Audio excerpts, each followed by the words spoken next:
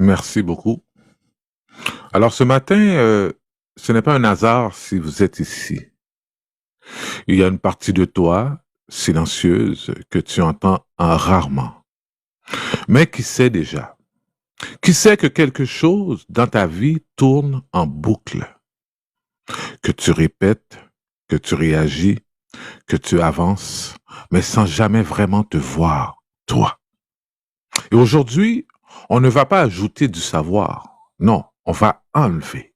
Oui, enlever le bruit, enlever les automatismes, enlever ce personnage que tu portes depuis tellement longtemps que tu as fini par croire que c'était toi.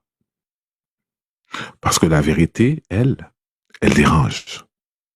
C'est que la majorité des gens ne vivent pas, ils rejouent. Ils pensent qu'ils choisissent, mais ils réagissent. Ils pensent être libres, mais ils sont guidés par des choses qu'ils n'ont jamais regardées en face. Alors, je ne suis pas ici pour te convaincre, non. Nous sommes ici pour se confronter doucement, mais profondément. Pas à une idée, non, à toi. À ce que tu évites, à ce que tu ressens, mais que tu n'oses pas suivre, parce que tu es vraiment prêt. Pas curieux, mais prêt. Alors aujourd'hui, quelque chose peut se fissurer en toi. Et à travers cette fissure, tu pourrais enfin voir clair.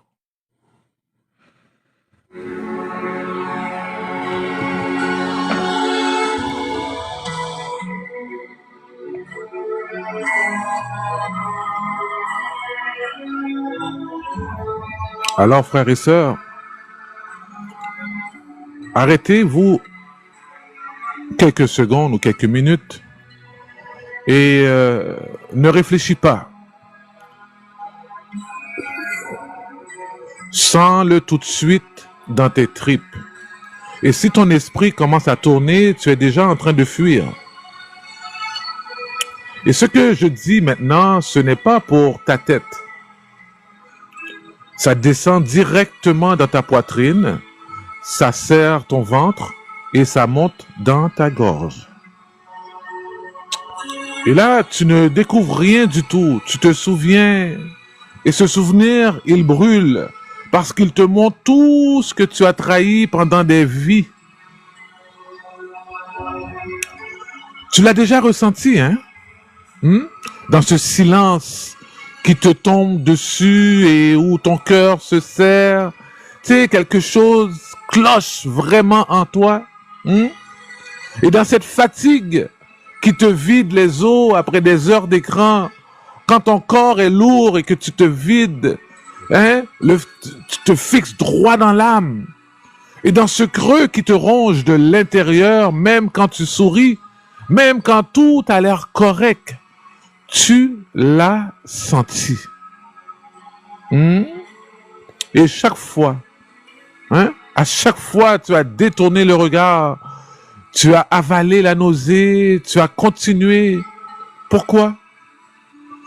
Parce que ton corps est saturé, ton système nerveux est en feu.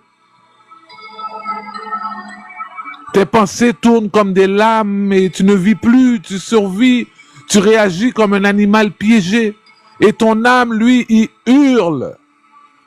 Mais toi, tu fais la sourde oreille.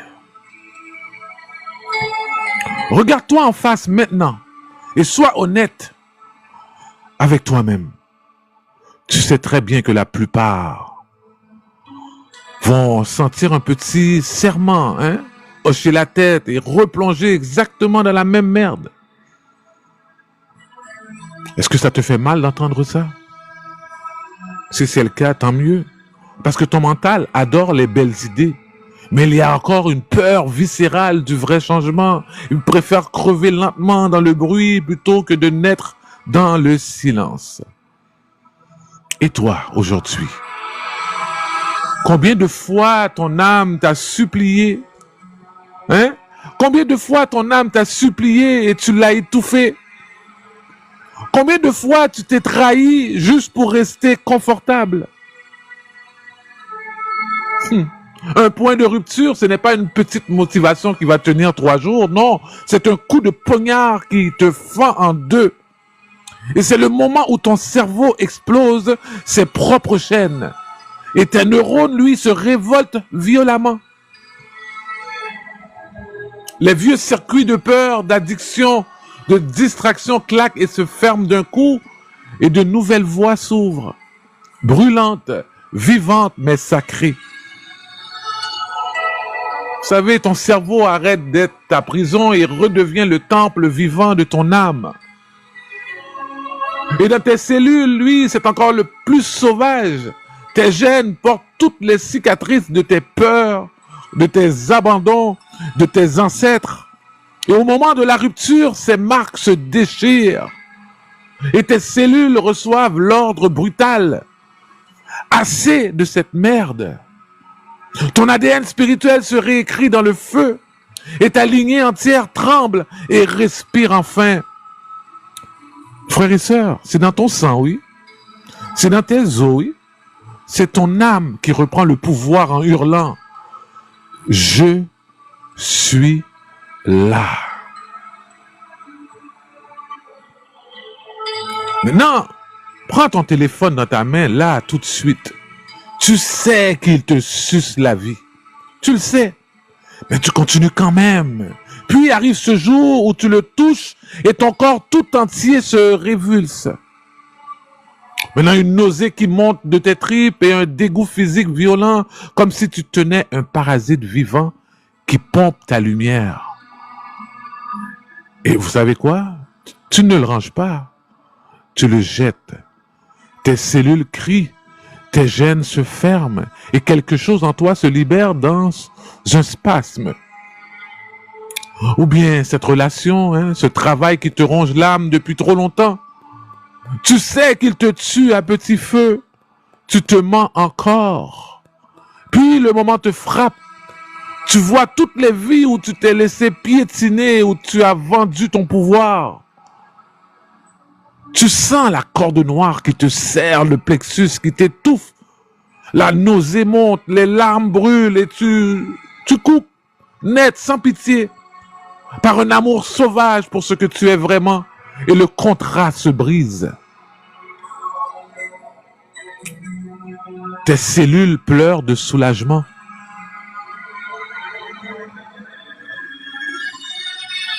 Écoutez-moi, frères et sœurs, dans vos tripes, là, maintenant.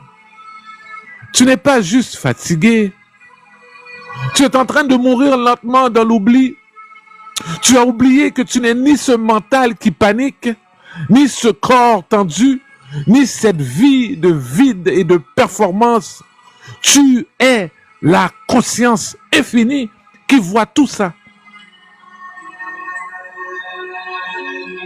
Et la vérité qui fait mal ici, c'est la plupart d'entre vous vont crever sans jamais vivre cette rupture.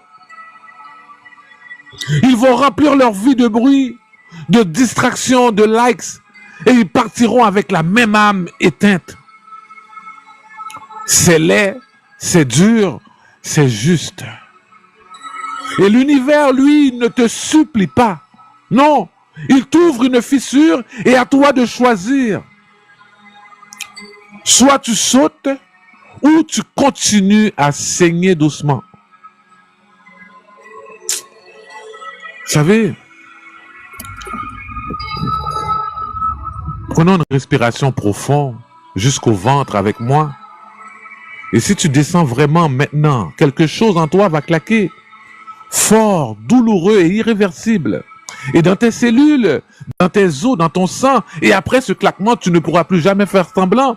Tu verras que chaque chaîne, chaque mensonge, chaque trahison que tu t'es infligé pendant des vies. Et le vrai problème n'a jamais été le téléphone, le travail ou le monde. Non, le vrai problème, c'était ton refus de te souvenir que tu es infiniment plus grand que toute cette merde. Et là, quand tu te souviens vraiment, tout change brutalement, librement, magnifiquement. Tu arrêtes d'être le personnage qui souffre. Tu deviens celui qui voit. Maintenant, soit ces mots te glissent dessus et tu retournes crever doucement, soit ils te brûlent, ils te déchirent, ils te réveillent et tu souviens enfin. Le silence te regarde droit dans l'âme. Il t'attend depuis toujours. Alors, frères et sœurs, qu'est-ce que tu choisis? Maintenant, laissez-moi vous offrir le plat principal qui est les 7 marteaux ou les 7 clés.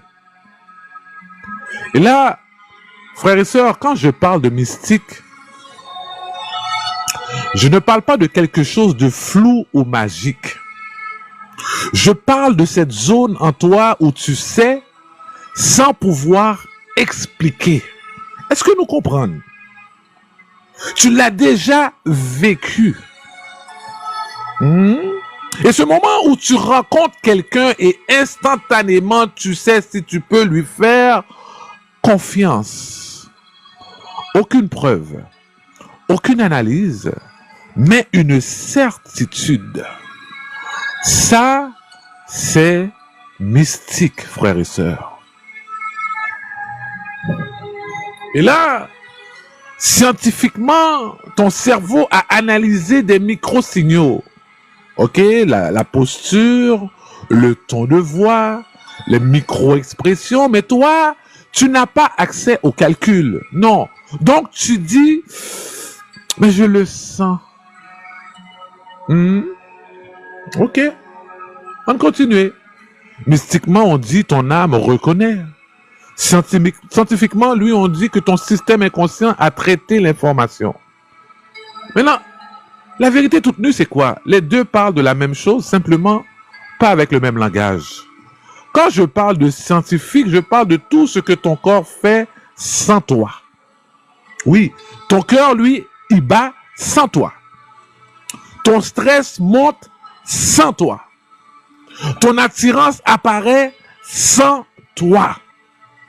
Nous allons commencer à dire, ok, tu vois une personne, ton corps réagit.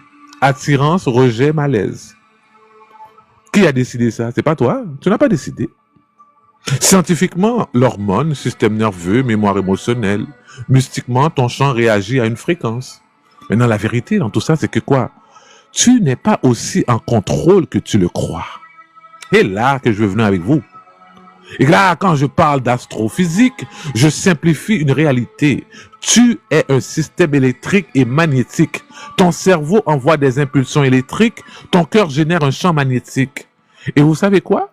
C'est mesurable tout ça. Oui, c'est mesurable. Donc quand je dis champ d'énergie, ce n'est pas une croyance, c'est une réalité biologique. Bon, petit exemple. Tu entres dans une pièce, tu sens une tension. Personne ne parle, mais tu ressens quelque chose. Est-ce que nous comprenons? Pourquoi? Parce que ton système capte des signaux subtils. La posture, la respiration, le microtension. Et mystiquement parlant, lui, l'énergie de la pièce. Scientifiquement, ton cerveau capte et interprète des données invisibles à ton conscient. On va déposer pour nous, oui, messieurs, dames. Encore une fois, deux langages, une réalité. Et maintenant, on allait un petit peu plus loin. Astrogénétique. Là, il faut faire attention parce que beaucoup disent n'importe quoi sur ça. Laissez-moi vous énumérer une vérité. Tu portes des programmes. Et là, c'est pas stellaire au sens magique, non. Hérité de tes parents, de ton environnement et surtout de tes expériences. Alors, scientifiquement, on parle d'épigénétique. Tes gènes ne changent pas, mais leur activation, oui. Et si tu grandis dans le stress, ton corps devient plus réactif au stress. C'est codé. Est-ce que nous comprenons? Si tu vois tes parents éviter les conflits, tu vas faire pareil.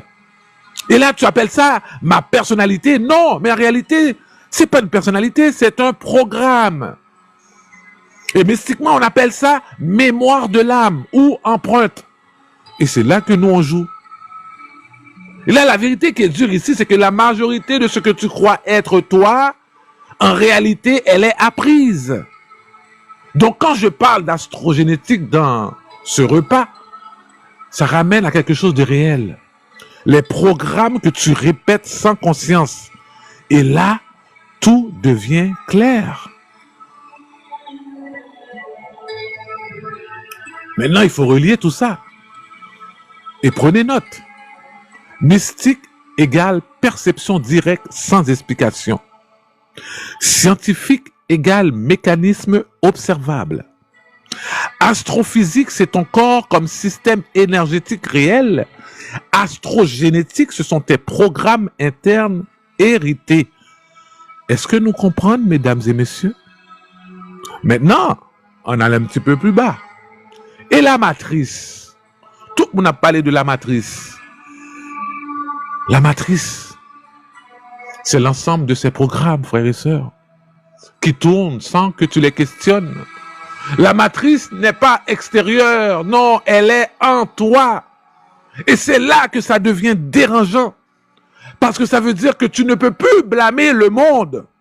Est-ce que nous savons comprendre ça, Mabdinou là? Tu ne peux plus blâmer le monde extérieur pour tes problèmes, ton stress, ta dépression, ta colère. Non. Maintenant, avec cette vérité toute unique que je viens de déposer, respirez. Prenez une grande respiration, frères et sœurs, prenez une grande respiration. Essayez de faire nous coller avec Dono, Kembel pendant 3 secondes et puis relâchez. Respire. Respire. Et là maintenant, ce que tu appelles ton identité, ce n'est pas toi. C'est ce que tu as répété assez longtemps pour y croire. C'est ça qui est le plus dangereux dans tout ça. Je suis comme ça, moi. Ok. Là, tu deviens une personne en particulier. Vous savez, ce que tu as répété assez longtemps pour y croire, c'est terrible. Là, tu viens de fissurer quelque chose. Et ça, c'est le vrai début de l'éveil. Maintenant, avant que je te donne ces 7 clés ou ces 7 marteaux, il faut comprendre bien. Il faut bien comprendre une chose ici, frères et sœurs. Ce que tu vas entendre ne sert à rien si tu restes la même personne en l'écoutant. Oui, m'a dit avec nous. Vérité tout tournée. Ou te mettre tendé, tout ça m'a dit nous là, ça sert à rien si tu restes la même personne en l'écoutant. Parce que ces clés ou ces marteaux ne sont pas faites pour être comprises. Non, elles sont faites pour être vécues. Et la majorité des gens qui font toujours les mêmes erreurs,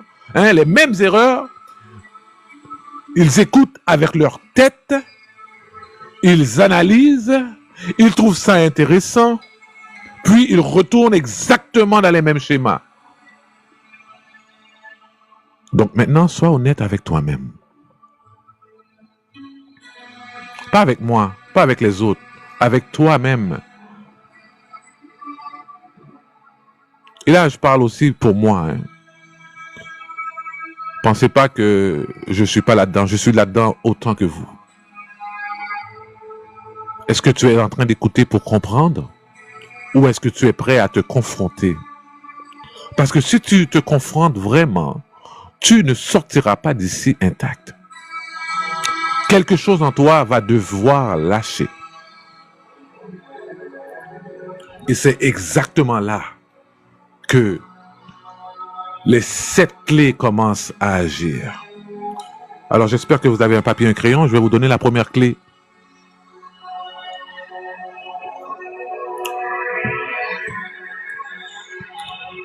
Alors la première clé, frères et sœurs, c'est voir s'enfuir. Ici, on appelle ça le choc de la lucidité. Oui. Voir s'enfuir, le choc de la lucidité.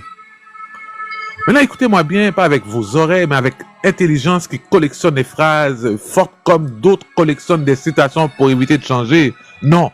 Écoutez avec l'endroit où en toi qui sait déjà. Là, je parle avec monde qui connaît. Et nous tous nous connaissons. C'est oublier, n'oublier. Alors, parce que la vérité n'entre pas dans un être humain comme une information. Non, la vérité entre comme une collision.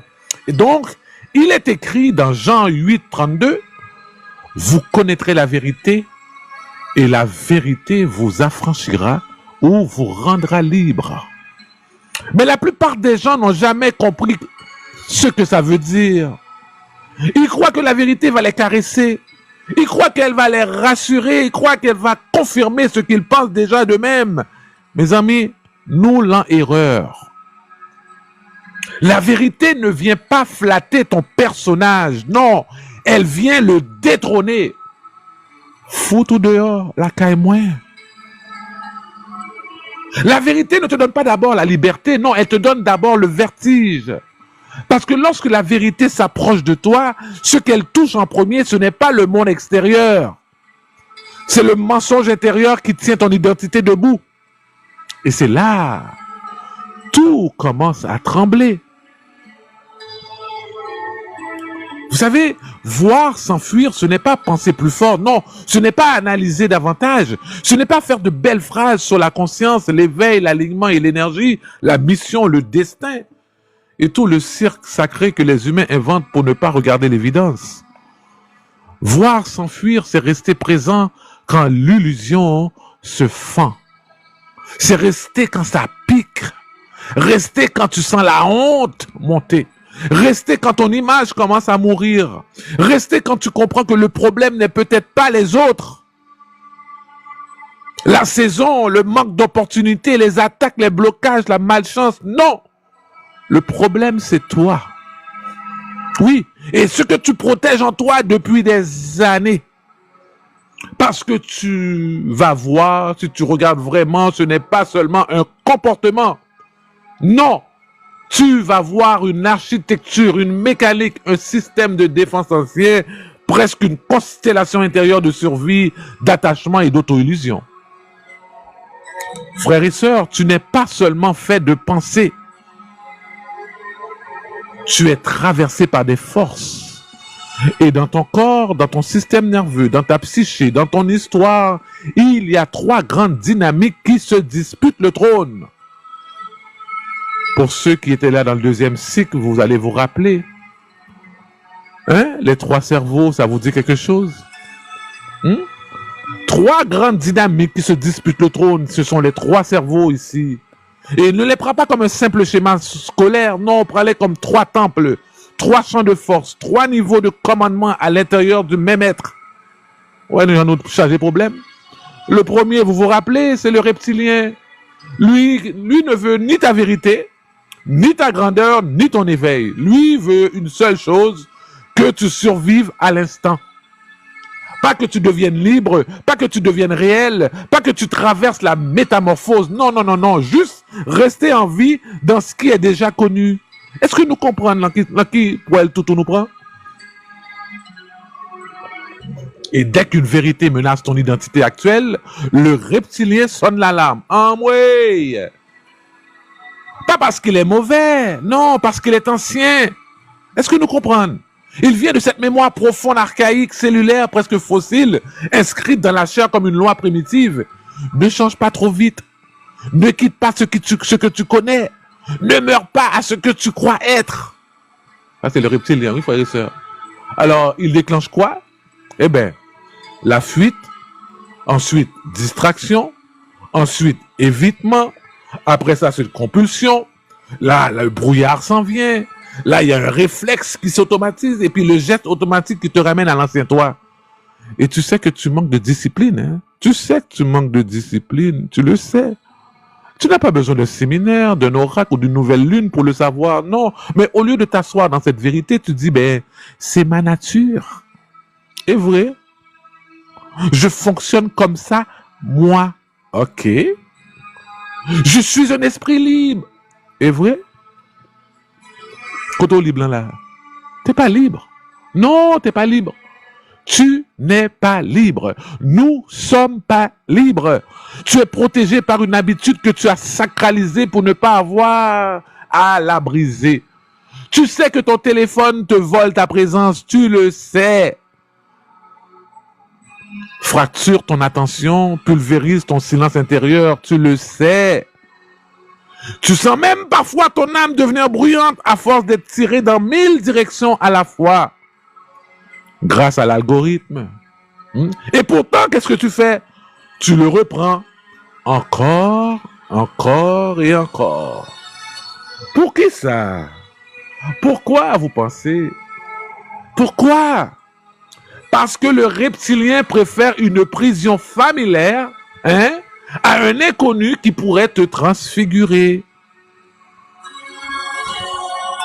Le reptilien préfère une prison familière. Il préfère la souffrance répétée au mystère d'une renaissance. Il préfère l'enfermement connu à l'espace sacré du vide. Et c'est pour ça que tant d'êtres humains appellent zone de confort, un lieu qui les détruit lentement. Ça, c'est pour le reptilien. Est-ce que nous songeons, nous t'ai parlé de le limbique? Le limbique, lui, ce n'est pas la survie brute, lui. Non, non, non, c'est le royaume de l'émotion. De l'attachement, de la mémoire affective, de la blessure, de la nostalgie, du besoin d'être aimé, du besoin d'être validé, d'être choisi, d'être reconnu, d'être compris. C'est le limbique. Là, on n'est plus dans l'instinct qui dit « sauve-toi ». Non, non, non. On est dans la marée qui dit « ne me fais pas sentir ça ». Nous chargeons problème, oui, mesdames et messieurs. Et quand une vérité te montre quelque chose de toi que tu ne veux pas voir, qu'est-ce qui monte d'après vous? Laissez-moi vous énumérer qu'est-ce qui monte. Le limbique est no joke. Il y a la gêne qui monte. Il y a la honte qui monte. Il y a la tristesse. Après la culpabilité. Bon, depuis que la culpabilité a monté lui-même, ou qu'on très bien cousin Abvini, la colère. Oui, la colère, lui, est là. Le sentiment d'être exposé. Et puis là, cette sensation presque organique qu'on est en train de toucher à un endroit que tu gardais fermé même à toi-même. Quelqu'un te critique et dans le secret de ton être, tu sais qu'il n'y a pas complètement tort. Mais au lieu de recevoir, tu contre-attaques, tu te justifies, tu expliques, tu renverses la faute, tu fais du bruit. Mais pour qui ça? Eh bien, laissez-moi vous expliquer quelque chose, frères et sœurs. Parce que le limbique ne veut pas lâcher l'image affective qu'il a construite de lui-même. Il préfère avoir raison plutôt qu'être libéré. Il préfère être consolé plutôt qu'être transformé. Tu sais qu'une relation, une habitude, un environnement, une loyauté, un lien te vide, t'abîme, te ralentit, t'éteint. Qui s'en fait? Tu restes. Aïe, aïe, aïe. Tu restes. Et là, tu dis, oui, mais je suis attaché. Oui, mais il y a de l'amour dans l'air. Oui, mais c'est compliqué. Bien sûr que c'est compliqué, frères et sœurs. L'âme humaine adore compliquer ce qu'elle refuse de trancher. You wonder. En vérité, tu ne restes pas toujours par amour. Non, parfois tu restes parce que ton système émotionnel préfère une douleur familière à l'arrachement d'une vérité nue. Le limbique s'attache même à ce qui te fait souffrir, du moment que cette souffrance lui est connue. Est-ce que nous comprenons là, qui pourrait nous changer de problème, oui, mesdames et messieurs? Voilà la brutalité de la condition humaine. Beaucoup ne cherchent pas ce qui les élève. Non, ils cherchent ce qui leur est émotionnellement reconnaissable.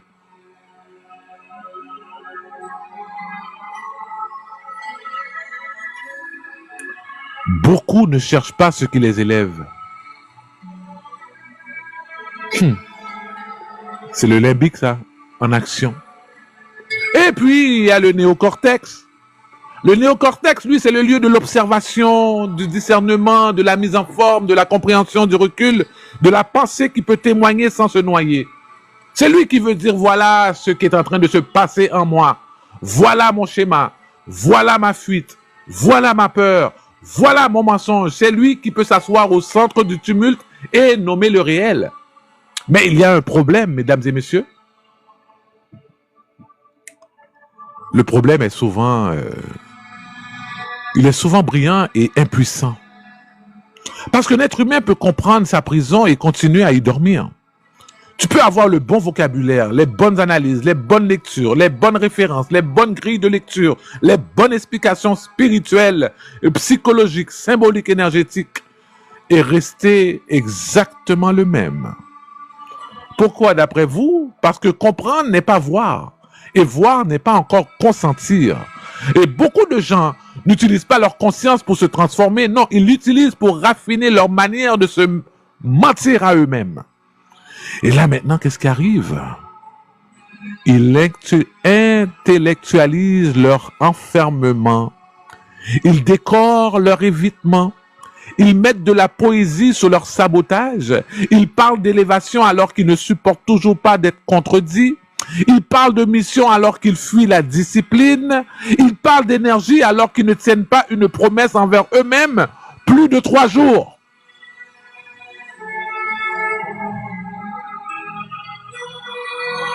Frères et sœurs, écoutez ceci.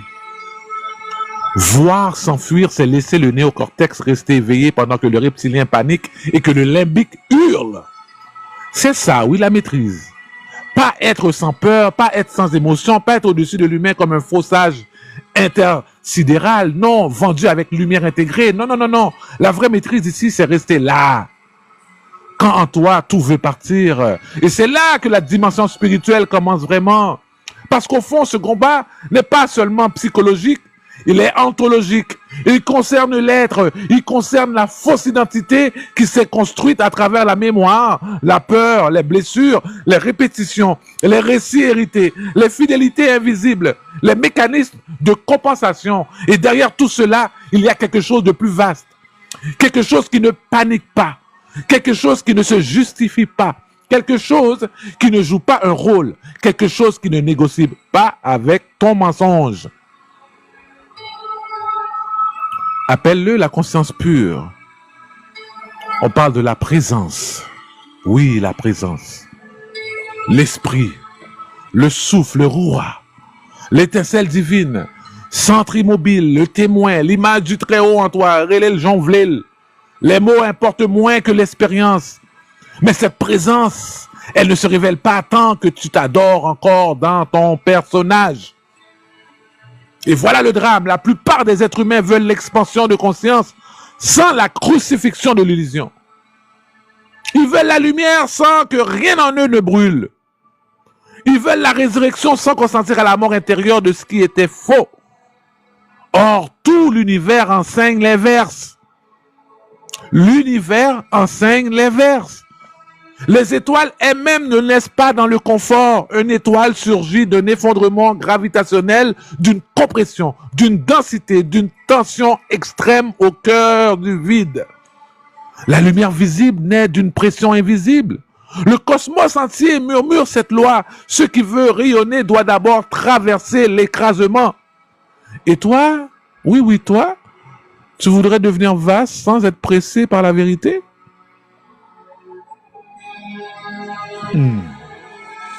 Tu voudrais devenir réel sans perdre les formes qui t'ont servi de refuge? Tu voudrais toucher à la supraconscience alors que tu te dissocies encore au premier inconfort? Mesdames, messieurs, non. La porte n'est pas là. La porte est dans la capacité à demeurer conscient au cœur de la friction.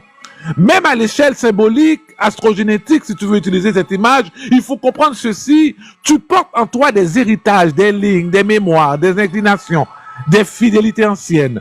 Comme si ton être était traversé par des architectures plus vastes que ton petit récit quotidien. Mais aucun héritage cosmique, aucune noblesse d'âme, aucune promesse intérieure ne pourra se manifester tant que tu restes gouverné par la fuite, tu peux avoir une vocation immense et une conscience encore esclave. Tu peux porter une semence de feu et vivre comme une mécanique de répétition. Tu peux avoir une profondeur réelle et passer ta vie à l'anesthésie avec du bruit, du divertissement, des excuses, des réactions automatiques, des relations tièdes, des demi-engagements et des mensonges polis. Frères et sœurs, regardez votre vie. Regarde ta vie. Pas en poète, pas en victime, pas en commentateur de ton propre drame. Non, regarde-la. Tu dis que tu veux évoluer, n'est-ce pas? Mais tu évites systématiquement les lieux où ton masque serait mis en danger. Tu dis que tu veux changer, mais tu protèges tes habitudes comme si elles étaient sacrées. Tu dis que tu veux la vérité, mais seulement si elle ne t'humilie pas, ne t'expose pas, ne t'oblige pas à rompre avec ce que tu étais. Frères et sœurs, c'est non, oui. Alors c'est non. Tu ne veux pas encore la vérité, tu veux une version décorative de la vérité. Une vérité compatible avec ton confort. Et cela, frères et sœurs, n'existe pas. La vérité est un feu. Bon, me la vérité est un feu, pas une couverture. Parce qu'elle éclaire, oui, mais en éclairant, elle t'accuse. Elle montre que tu sais déjà beaucoup de choses que tu fais semblant d'ignorer. Elle montre que tu te sabotes à des endroits précis, que tu répètes ce que tu prétends vouloir quitter, que tu entretiens certaines faiblesses parce qu'elle te donne une excuse élégante pour ne pas entrer pleinement dans ta puissance. Elle montre que parfois tu n'es pas perdu, tu es simplement non consentant à la discipline de la vérité. Et ça, c'est plus dur à avaler que toutes les théories mystiques du monde. Parce qu'à partir du moment où tu vois vraiment, tu ne peux plus prétendre que tu ne savais pas, et quand tu ne peux plus te mentir, quelque chose commence à mourir. Ton personnage peut-être, ta mise en scène, ta légende intérieure, le récit avantageux que tu entretenais sur toi-même. Et cette mort-là donne une sensation de vide. Et un vide que beaucoup interprètent comme un effondrement, alors qu'en réalité, c'est souvent une ouverture. Parce que tant que tu étais plein de faux, tu ne pouvais pas être rempli de vrai. Tant que tu étais saturé de toi fabriqué, tu ne pouvais pas rencontrer le toi essentiel. C'est dans ce vide précisément que peut apparaître quelque chose de plus réel que ton image, quelque chose de plus nu, plus stable, plus vaste, plus sobre, plus incandescent, quelque chose qui ne demande plus à paraître, mais à être.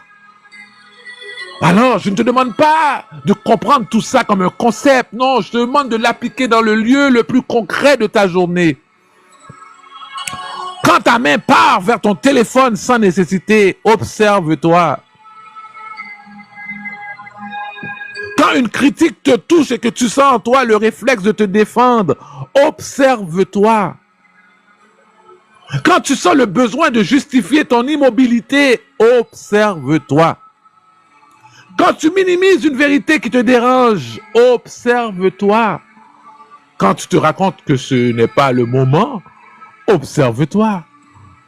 Quand tu sais exactement ce que tu devrais arrêter, commencer, dire, quitter, corriger, confronter, mais que tu choisis le brouillard, observe-toi. Sans fuite, sans théâtre, sans explication sophistiquée, sans maquillage spirituel, non, juste voir. Parce que voir réellement, c'est déjà commencer à sortir du sort. Le mensonge a besoin d'automatisme. La vérité, lui, a besoin de présence. Et plus tu regardes s'enfuir, plus tu désarmes les vieux programmes. Plus tu restes conscient au milieu de l'impulsion, plus tu récupères de l'autorité intérieure. Est-ce que nous comprenons ça, Mabdino, là, messieurs, dames? Plus tu cesses de te raconter, plus tu commences à te rencontrer. Est-ce que nous comprenons, bagaille, là? Et un jour, dans cet espace de lucidité nue, tu comprendras ceci. La liberté n'est pas d'abord la possibilité de faire ce que tu veux. Non. La liberté, c'est de ne plus être possédé par ce que tu n'as jamais osé regarder.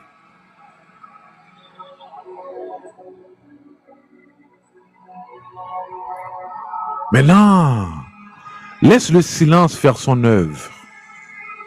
Ne te précipite pas pour remplir l'espace. Le vrai verbe naît souvent après la chute du bruit. Puis tu les regardes. Pas pour les convaincre, pas pour les séduire, pas pour offrir un joli, non. Admirer pendant que tu continues à se fuir avec élégance. Non, non, non, non.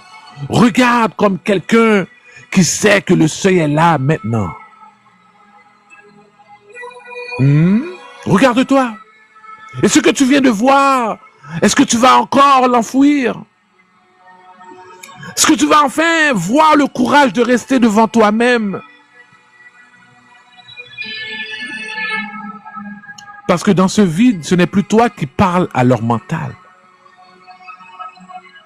Non. C'est la vérité qui frappe à l'intérieur. Et c'est ça quand c'est réel. Et le réel, frères et sœurs, ne console pas, ça transforme. Laissez-moi vous parler de la clé numéro 2, le marteau numéro 2. Reprends ton attention. Reprends ton attention. La guerre invisible ici. Ton attention, lui, est attaquée 24 heures sur 24. Ouais, j'en nous mêlé. Nous mêlé, oui. 24 heures sur 24. Réellement, les algorithmes sont conçus pour capter ton cerveau limbique. Tu veux reprendre ton attention, mais tu agis comme quelqu'un qui laisse la porte ouverte en pleine nuit et qui s'étonne ensuite que tout soit en désordre au réveil.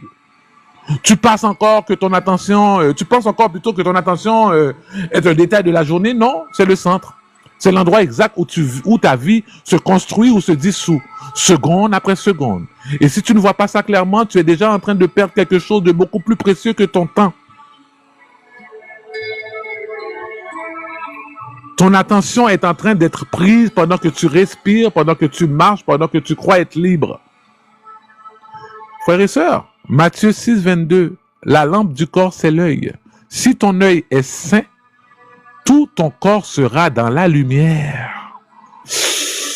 Ici, ce n'est pas une image poétique. Hein? Non, non, non. L'œil, c'est ton attention. La lampe, c'est ce qui éclaire ton expérience. Ton corps, c'est ton être entier. Donc, si ton attention est claire, stable, dirigée, alors tout en toi devient cohérent. Mais si ton attention est dispersée, fragmentée, tirée dans toutes les directions, alors tout en toi devient confus. Maintenant, regarde ta vie sans te raconter d'histoire. Ton attention saute, elle réagit, elle est capturée sans que tu t'en rendes compte. Et oui, je reviens encore sur le téléphone.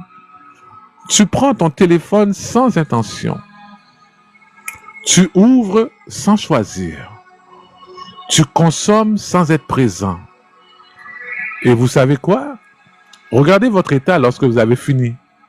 Tu ressors de là vidé, mais tu continues. Ou scroller. Et scientifiquement, ton cerveau est conditionné. Dopamine, récompense, anticipation, dépendance, répétition. Et ton cerveau limbique est stimulé en continu. Pas pour te rendre plus conscient, non, pour te rendre plus réactif. Plus tu réagis, moins tu diriges. Mais ça n'arrête pas là. On rentre dans la Kabbale. La Kabbale, on enseigne que l'attention dirige la lumière intérieure. Et ce que tu regardes reçoit de la vitalité. Dans le vaudou, lui, ce que tu nourris devient actif dans ton champ. Ce que tu répètes prend de la place en toi. Dans le bouddhisme, l'attention est la base de la présence. Sans elle, l'esprit devient errant et instable. Dans l'hindouisme, l'énergie suit l'attention. Là où tu regardes, ton énergie circule. Donc, comprends ça sans détour. Ce que tu regardes te transforme. Ce que tu regardes te transforme. Nous style pas comprendre toujours. Maintenant, regarde comment les trois cerveaux participent à la perte de ton contrôle. Le cerveau reptilien veut du familier. N'oubliez pas, il cherche ce qui est rapide, répétitif et connu. Et quand tu scrolles, quand tu passes d'une stimulation à une autre, il se sent en sécurité. Avouez, pendant que nous scrollons, nous regardons TikTok, nous regardons Instagram, Facebook, Snapchat, nous connaissons tous les réseaux sociaux qui ont un algorithme. Et l'algorithme le plus puissant ici, c'est le TikTok. Quand tu scrolles, quand tu passes d'une stimulation à une autre, comment que tu te sens pas en sécurité? Même si tu es en train de te disperser, il préfère que tu répètes ce que tu connais plutôt que de rester dans le vide et le silence. Le cerveau limbique veut lui ressentir, peu importe quoi. Il veut de l'intensité. Quand tu consommes du contenu, il réagit. Il s'attache. Il compare. Il s'agite. Tu souris. Et plus il réagit, plus il en redemande. Même si ça te fatigue. Ou pas, ouais, ça étrange. Ça te fatigue, oui, mais ouvre-les encore plus. Le néocortex peut voir. Il peut observer. Mais la plupart du temps, il ne dirige pas, lui. Tu sais que tu perds ton attention. Tu sais que tu te disperses. Tu sais que ça t'affaiblit, tu perds ton temps. Mais qu'est-ce que tu fais? Ou continuer. Tu continues. Donc, tu comprends, mais tu ne maîtrises pas. Frères et sœurs, reprendre ton attention, c'est laisser le néocortex rester présent pendant que le reptilien veut répéter et que le limbique veut consommer. C'est rester là quand tout en toi veut partir vers la distraction. Ton attention est une porte. Et ce que tu laisses entrer s'installe sans ton consentement. Et ce que tu regardes souvent devient normal. Et ce que tu nourris grandit. Et toi, tu laisses entrer n'importe quoi toute la journée, sans filtre, sans choix, sans présence. Et ensuite, tu te demandes pourquoi tu te sens dispersé, fatigué, instable.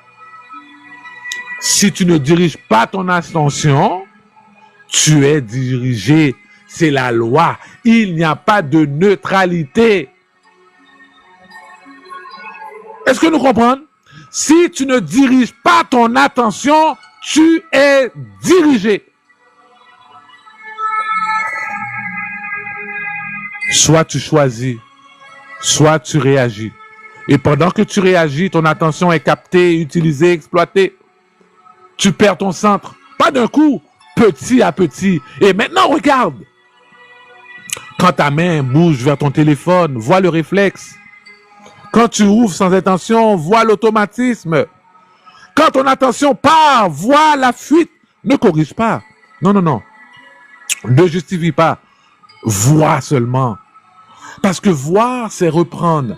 Plus tu vois, plus tu récupères. Et plus tu récupères, plus tu redeviens présent. Et la présence, frères et sœurs, c'est le début du pouvoir. Maintenant, restez une seconde, ne bouge pas, regarde où ton attention veut aller. Et puis dis à toi ça lentement. Ton attention là maintenant, est-ce que tu la tiens vraiment ou est-ce qu'elle t'échappe déjà pendant que tu es ici avec nous dans ce repas? Et si tu es honnête, tu le sais déjà. La clé numéro 3, le marteau numéro 3. L'intelligence profonde, ce que tu étouffes. Ton intelligence profonde ne parle pas fort, mais elle parle juste. Mais toi, le problème, mais nous sommes accros au bruit.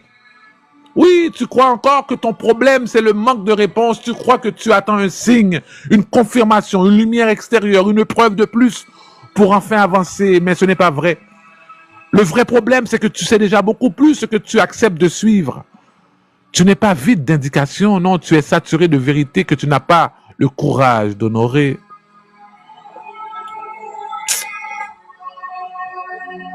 Et cette clé numéro 3, c'est entendre ce que tu sais déjà. On parle de la trahison intérieure. Pendant que vous pensez que le monde extérieur vous trahit, mais vous êtes le plus gros traître. Oui, oui, nous sommes nous-mêmes, envers nous-mêmes, nous sommes traîtres. Tu passes ta vie à croire que la clarté va venir de l'extérieur. Une parole, un signe, une confirmation, une sensation, un moment parfait, une motivation soudaine. Non, la plupart du temps, ce que tu attends n'est pas la vérité. Non, non, non, c'est la permission. Oui. Et tant que tu attends qu'on autorise à devenir lucide, tu restes à la porte de toi-même. Frères et sœurs, Luc 17, 21. Le royaume de Dieu est au-dedans de vous. Voilà, nous chirez. Nous charger problème. Et là, ne prends pas ça comme une phrase religieuse douce pour consoler les êtres perdus. Non, non, non, non, non, non, non. Ésotériquement, ce verset dit quelque chose de beaucoup plus radical. Ce que tu cherches à l'extérieur existe déjà dans un lieu plus profond que ton agitation mentale. Le royaume, ce n'est pas un endroit. Le royaume n'est pas un endroit. C'est un ordre intérieur, une intelligence plus profonde, une présence souveraine, un centre où la vérité ne discute pas. Elle sait. Mais pour entendre cette connaissance, il faut traverser le bruit. Ici, on parle le bruit du mental, le bruit de la peur, le bruit du besoin d'être rassuré, le bruit du personnage qui veut continuer à négocier avec ce qu'il sait déjà. Vous savez, le côté scientifique, ton système traite une immensité d'informations en permanence, bien au-delà de ce que ta conscience ordinaire peut formuler en mots. Et ton conscient ne voit qu'une fraction. Il perçoit les incohérences. Hein? Ton subconscient, lui, il capte, il trie, relie, sent, enregistre, compare. Il sent les tensions, il reconnaît les schémas, il détecte ce qui donne faux avant même que tu aies fini d'expliquer pourquoi. Et c'est pour ça qu'il t'arrive de sentir qu'un choix est mauvais avant même d'avoir les arguments.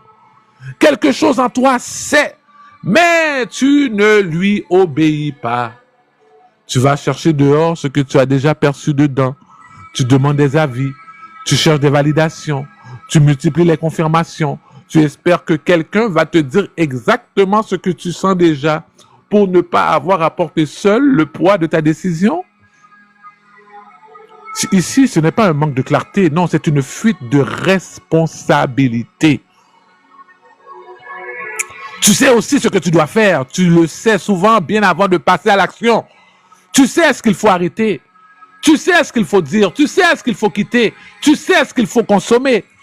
Tu sais où tu te trahis, tu sais où tu temporises, tu sais où tu mens. Tu sais où tu attends encore un état émotionnel idéal pour faire ce qui est déjà nécessaire. Et tu dis quoi? Je ne suis pas motivé. Je ne le sens pas encore. Je vais attendre le bon moment. Eh bien, rétonne toujours. Attends le bon moment. Attends la motivation. Attends le sentiment. Non, écoute, tu n'attends pas le bon moment. Tu attends un état intérieur qui te permettrait d'agir sans friction. Mais cet état n'existe pas pour les passages réels. Ok? Les passages réels, là, ça n'existe pas. Les vraies décisions ne viennent pas toujours avec de l'élan. Elles viennent avec de la lucidité. Et la lucidité n'est pas toujours confortable. Elle est souvent nue, sèche, sans musique, sans euphorie, sans applaudissements intérieurs. Et vous savez quoi? Dans la Kabbale, on enseigne qu'il existe dans l'être humain des niveaux d'âme plus profond que le mental discursif. Une connaissance plus haute peut déjà être en présence avant d'être comprise. Et la lumière précède parfois l'explication. Tu sais avant de savoir que tu sais. Et bien sûr, dans le vaudou, on comprend que l'être humain n'est pas seulement traversé par des pensées, mais par des forces, des mémoires, des appels, des présences intérieures et ancestrales. Tout n'arrive pas sous forme de raisonnement. Parfois, la vérité se présente comme un refus profond, une tension, un pressentiment, une alerte dans le corps, une sensation que quelque chose ne doit pas être touché ou qu'au contraire, quelque chose doit être accompli. Et puis dans le bouddhisme, l'illusion vient souvent du mental qui commande sans fin ce que la conscience pourrait voir dans le silence. Plus le bruit intérieur augmente, plus la perception juste devient difficile. Est-ce que nous comprenons? Tu ne manques pas toujours d'intuition, tu manques souvent de silence pour l'entendre. Dans l'hindouisme, l'intellect ordinaire n'est pas l'instance suprême de perception. Il existe une intelligence plus subtile, plus profonde, capable de discerner avant même que l'ego ne l'accepte. Mais cette intelligence, lui, ne gouverne pas un être dispersé, non. Elle ne se révèle pas à celui qui vit dans le vacarme de ses désirs contradictoires. Maintenant, regardez comment les trois cerveaux participent à cette trahison intérieure. Le reptilien veut la sécurité. Et quand une vérité intérieure existe, un changement, il résiste. Il préfère le connu. Il préfère les vieux schémas. Il préfère que tu restes dans une souffrance maîtrisée plutôt que de traverser l'inconnu d'une décision juste. Est-ce que nous comprenons? Alors, même si tu sais, il te pousse à attendre. Pas parce qu'il est sage, non, parce qu'il a peur. Le cerveau limbique veut le confort émotionnel. Il ne veut pas seulement savoir ce qui est juste. Il veut ce qui est juste soit aussi agréable, rassurant, validé, soutenu. Il veut sentir avant d'agir. Il veut être certain de ne pas perdre l'amour, la reconnaissance, l'attachement et l'image. Alors même si tu sais, il te pousse à chercher encore des voies extérieures pour ne pas te sentir seul face à ce que tu dois faire. Le néocortex, lui, il peut observer, il peut nommer, il peut discerner, il peut reconnaître la vérité quand elle apparaît, mais souvent, il est mis au service de la fuite. Alors, au lieu d'honorer ce qu'il a vu, il analyse davantage. Il explique, il nuance, il reporte. Il va fabriquer des raisonnements sophistiqués pour ne pas avoir à trancher. Alors, tu ne manques pas de connaissances, frères et sœurs. Tu manques d'alignement. Tu sais, mais tu ne suis pas. Tu vois, mais tu n'honores pas. Tu sens, mais tu n'assumes pas. Et c'est là que commence la fracture intérieure. Chaque fois que tu sais et que tu n'obéis pas à ce que tu sais, quelque chose en toi se divise. Une partie voit, un autre fuit. Une partie appelle, un autre négocie. Une partie connaît, un autre trahit et tue. Et plus tu répètes cette division, plus tu perds confiance en toi-même. Pas parce que tu es incapable. Non, non, non, non. Parce que tu t'entends et tu ne te suis plus. Voilà pourquoi certaines personnes ne savent plus ce qu'elles ressentent. Pas parce qu'elles n'ont plus de guidance intérieure, non. Mais parce qu'elles l'ont ignoré tellement de fois qu'elles ne distinguent plus sa voix du bruit. Et la vérité, elle est brutale ici. Tu ne manques pas toujours de clarté, tu manques souvent de courage pour suivre ce que tu sais déjà. Tu n'as pas besoin de toujours de mieux comprendre, tu as parfois besoin de cesser de négocier. Tu n'as pas besoin de miracle, tu as besoin d'un acte. Tu n'as pas besoin que tout soit aligné autour de toi, non, tu as besoin d'arrêter de te désaligner de l'intérieur d'abord.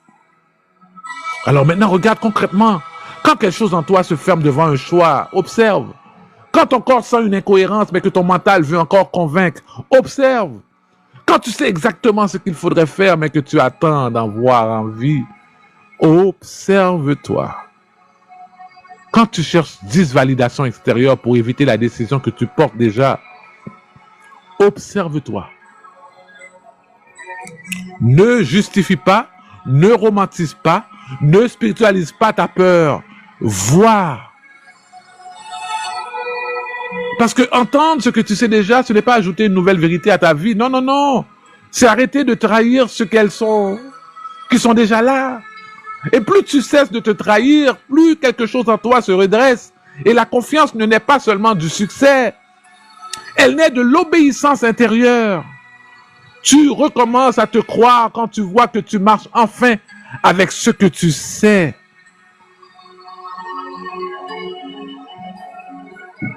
Alors essayez de rester en silence un instant.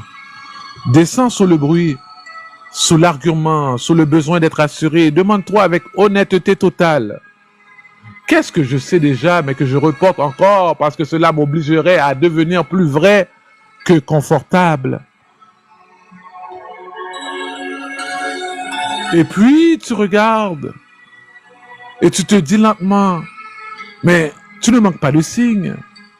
Tu ne manques pas de réponse, tu manques seulement de courage de suivre ce que ton âme a déjà cessé de discuter. Et si cela est vu sans fuite, alors la rupture commence.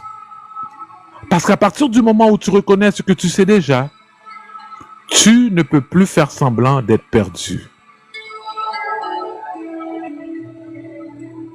La clé numéro 4, lui, on parle de la stabilité.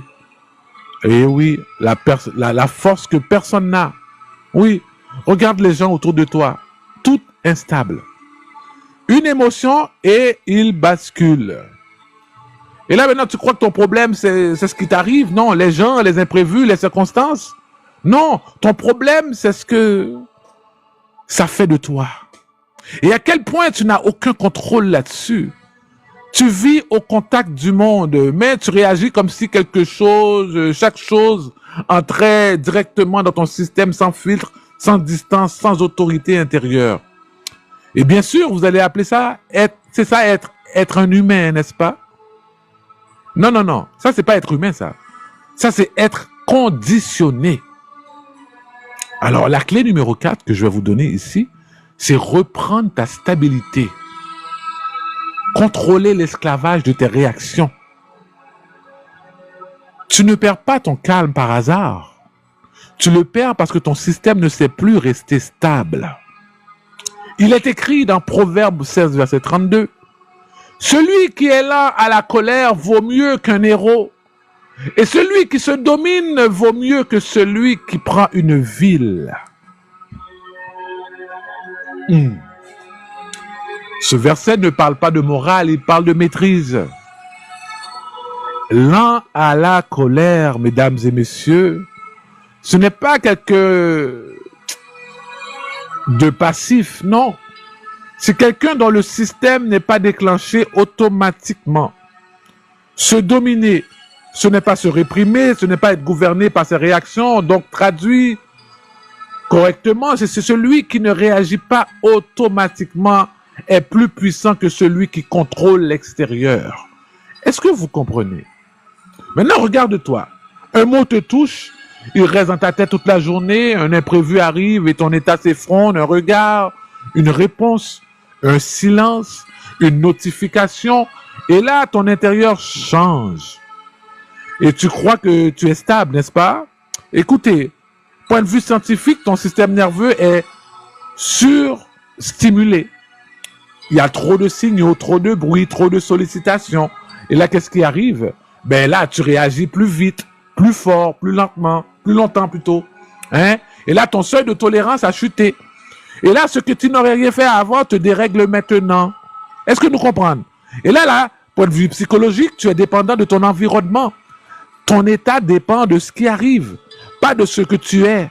Est-ce que ouais, là, nous mêlés, hein? Nous mêlés. Et ça, c'est une perte totale de souveraineté.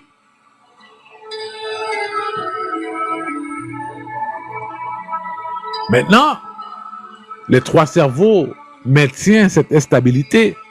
Et là où nous avons un problème là, c'est sérieux. Le reptilien, lui, il détecte les menaces. Mais aujourd'hui, il ne fait plus la différence entre un danger réel et un inconfort émotionnel.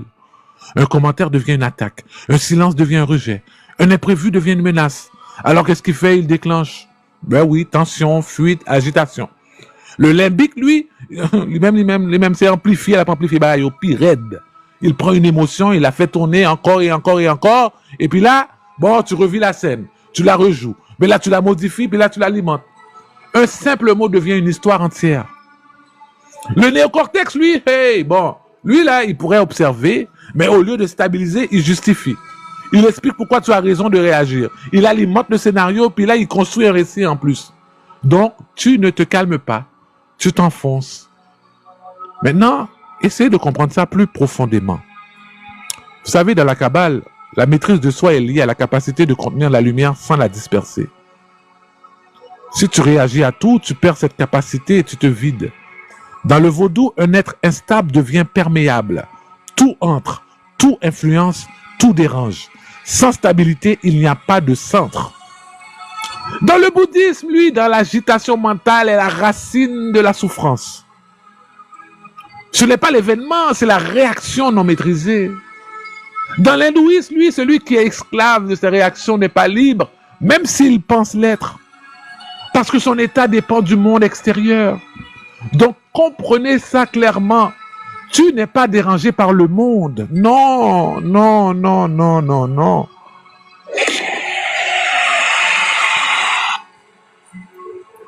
Tu es incapable de rester stable face à lui. Et vous savez, c'est quoi la vérité ici? Tu n'es pas maître de toi, tu es influencé en permanence. Ton état monte, descend, change, explose en fonction de ce qui arrive. Et tant que c'est comme ça, tu n'es pas libre. La liberté, frères et sœurs, liberté. Ce n'est pas faire de ce que tu veux. Non, c'est rester stable, quoi qu'il arrive. Et maintenant, regarde concrètement. Un commentaire te touche, observe combien de temps tu restes dedans. Un imprévu arrive, observe à quelle vitesse tu perds ton centre. Une émotion monte, observe si tu la contrôles ou si elle te contrôle. Et vous savez quoi? Ne corrigez pas, hein? Ne calme pas. Non, non, non, juste voir. Parce que voir te montre la vérité brute. Tu réagis avant d'être présent. Et tant que tu réagis avant d'être présent, tu n'es pas en contrôle. Reprendre ta stabilité, ce n'est pas supprimer les émotions. Non, non, non. C'est rester là pendant qu'elles passent. Aïe, aïe, aïe. C'est laisser le reptilien alerter sans lui obéir. C'est laisser le limbique ressentir sans le suivre. Et c'est laisser le néocortex observer et enfin diriger. Frères et sœurs, c'est ça, oui, la maîtrise.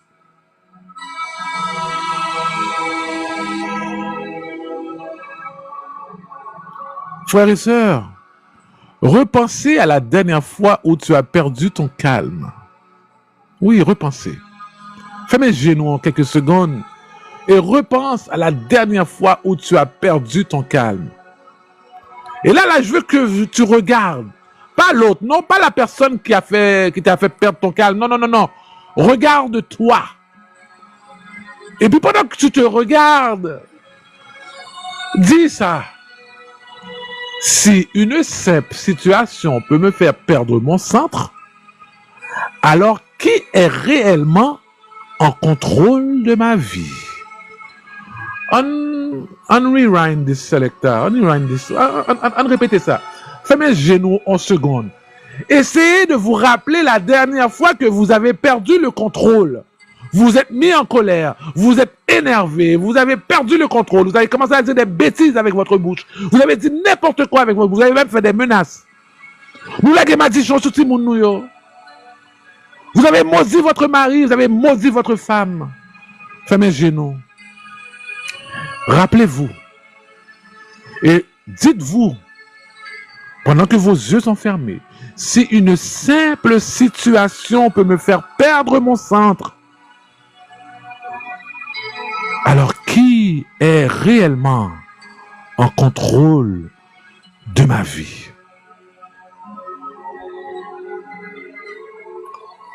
Et là, nous changeons le problème, oui, là. Pour ça, il n'y a plus d'excuses. Seulement une évidence. Et si cette évidence est vue sans fuite, alors quelque chose peut enfin commencer à se stabiliser à l'intérieur de toi. Parce que, frères et sœurs, la stabilité, c'est la vraie liberté. Bien sûr, on rentre dans la clé numéro 5, hein, je ne peux pas vous laisser comme ça. La colère, l'énergie mal comprise. Aïe, aïe, aïe, aïe, aïe, aïe, aïe, aïe, aïe. La colère, c'est de l'énergie pure. Mais toi, mais nous, on l'a subi. Alors tu crois que ton problème, c'est ce que tu ressens? La colère, la frustration, la tension? Comme si ces forces étaient des erreurs à corriger? Non, non, non. Le problème, c'est que tu ne sais pas quoi en faire avec. Alors tu subis ce qui pourrait te construire. Tu bloques ce qui pourrait te transformer. Ou tu détruis avec ce qui pourrait te faire évoluer. Et ensuite, tu dis que ta vie n'avance pas.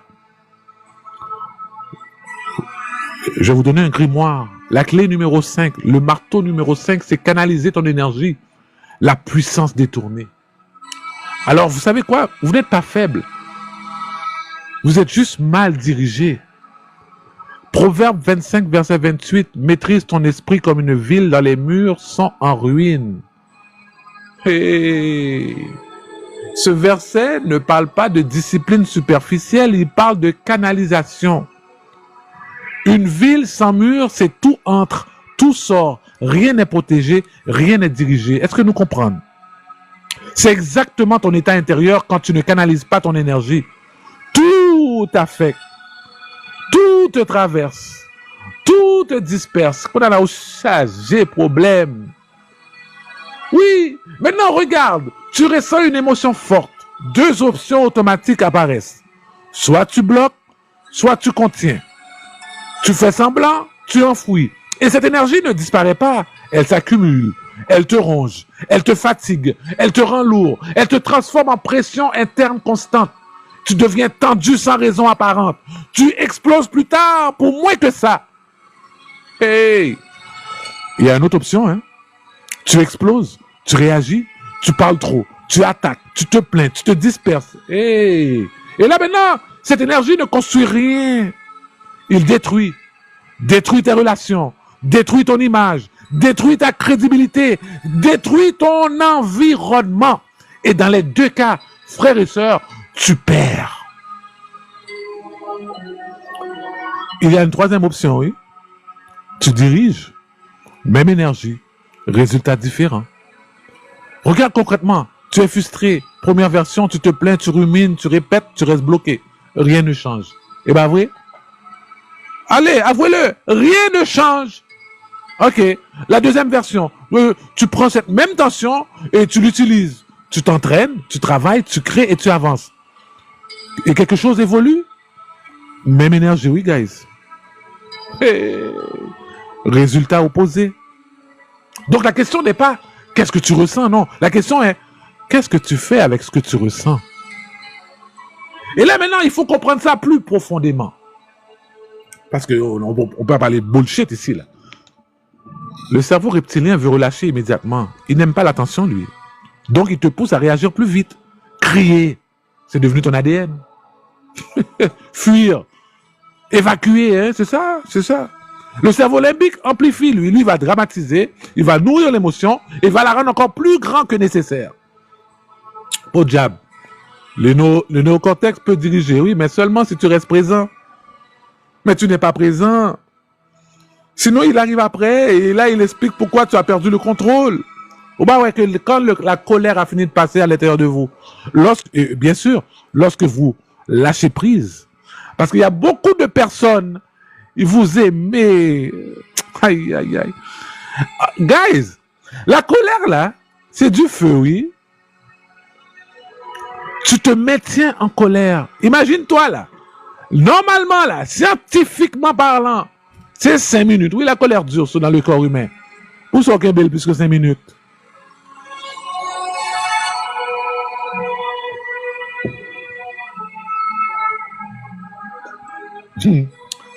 Donc, sans maîtrise, frères et sœurs, tu es une énergie brute, réactive, instable, explosive. Et vous savez quoi?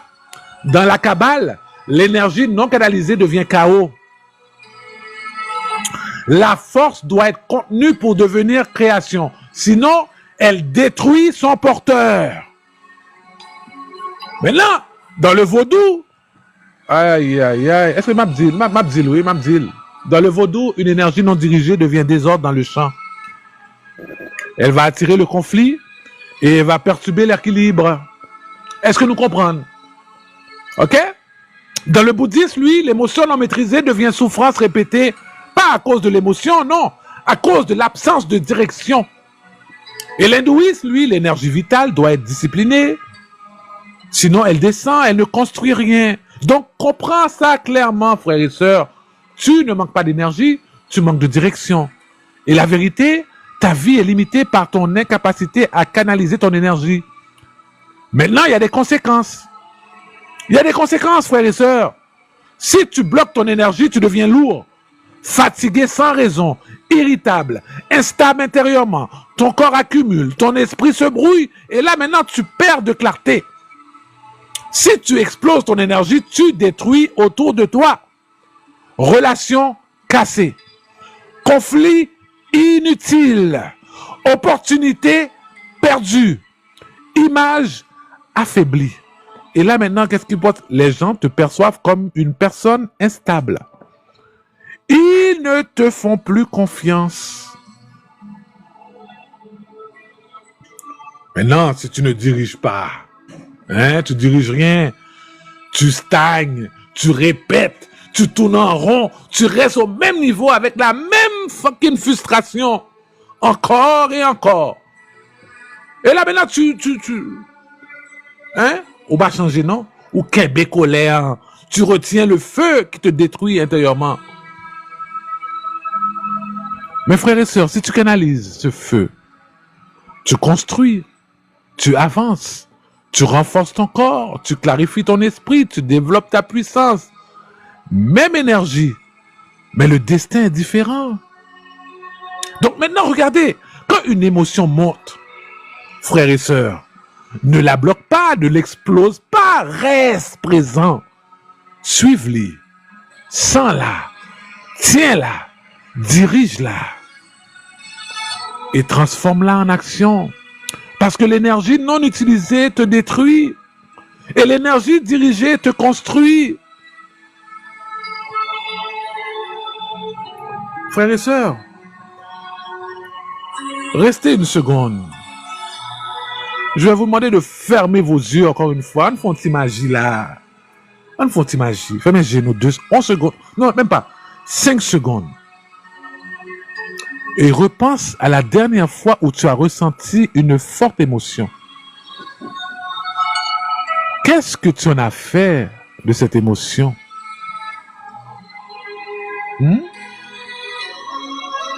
Et là maintenant, tu dois dire lentement à l'intérieur de toi, si je ne sais pas diriger ce que je ressens, alors comment pourrais-je diriger ma vie?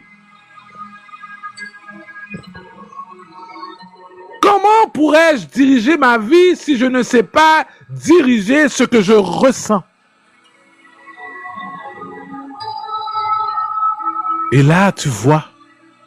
Et là, on ne parle pas de théorie, hein, on parle de réalité. Et si c'est vu sans fuite, alors quelque chose change. Parce que la puissance, frères et sœurs, n'est pas dans l'énergie. Non, non, non, non, non. La puissance, elle est dans sa maîtrise. OK? Pas jamais oublier ça. La clé numéro 6, maintenant, sortir du mental, la prison invisible que tout le monde est. Il y a la prison Bordeaux, il y a pénitencier, il y a la prison invisible. Vous savez, ton mental ne s'arrête jamais. Et tu crois que c'est normal. Et là, scientifiquement, on parle de Default Mode Network. Et en télécommunication, le Default Mode Network, là, c'est une rumination constante. Exemple 1, tu rejoues une scène encore et encore. Exemple numéro 2, tu anticipes des problèmes qui n'existent pas. Et là, tu vis plus dans ta tête que dans la réalité. Et là, sortir du mental, c'est retrouver de l'espace.